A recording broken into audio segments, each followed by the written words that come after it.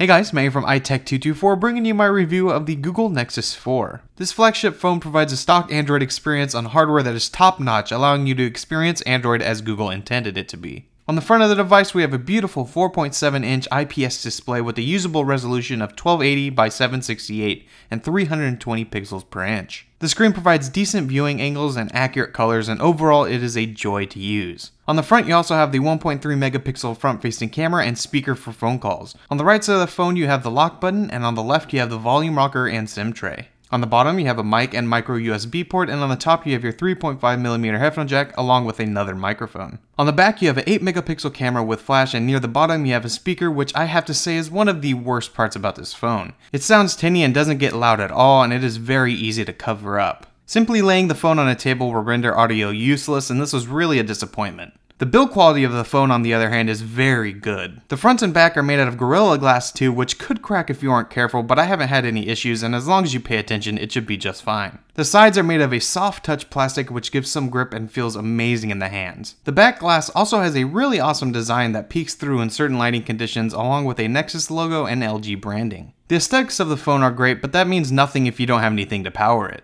Luckily, a Nexus 4 doesn't have any problems there, as it features a Snapdragon S4 Pro processor running at 1.5 GHz with 2 GB of RAM and an Adreno 320 GPU. The phone is blazing fast and handles anything you throw at it. Gaming on the phone is great as well, with smooth frame rates and fast loading times. Also on the inside, you're unfortunately missing 4G LTE, but you do have NFC and the ability to wirelessly charge the phone. Battery life on the phone was questionable. At times I can get through a day with no problem, and other times it would lose 20% with no use at all. I found that I always had to be conscious of what my battery life was, and although this problem may be attributed to a bug in software, I did see it as something that needed to be fixed. The cameras on the Nexus 4 are decent as well. They aren't the best phone cameras on the market, but I was able to produce some amazing shots. The 8 megapixel sensor produces sharp photos in well-lit situations, but struggles a bit if the conditions aren't right.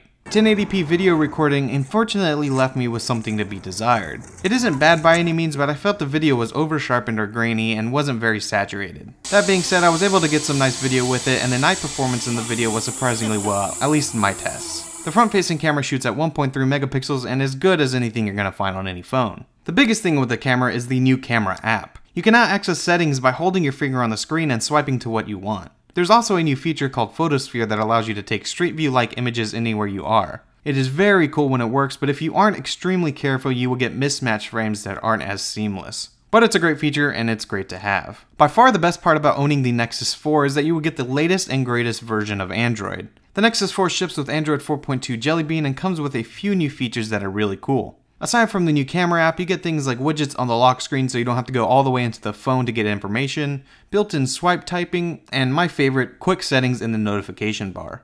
Android 4.2 running on the Nexus 4 is the best Android experience out there in my opinion. It has been the only phone where I could see myself actually using as a daily driver if I needed to. Overall, the Nexus 4 is an amazing phone. If LTE isn't very important to you and you still want the latest and best Android device on the market, this is the only way to go. For an 8GB model at $300 and a 16GB model at $350 unlocked, this is by far the best overall option right now. I was truly impressed with this phone and I'm very happy to own one. If you like Android and are thinking about switching, this is the only phone to get. I can't stress that enough. Anyway, that's my review of the Nexus 4. I hope you enjoyed it. If you did, make sure you guys give it a like, and if you haven't already, subscribe for more content like this. Like I said, I'm Matt, and I'll see you guys in my next video.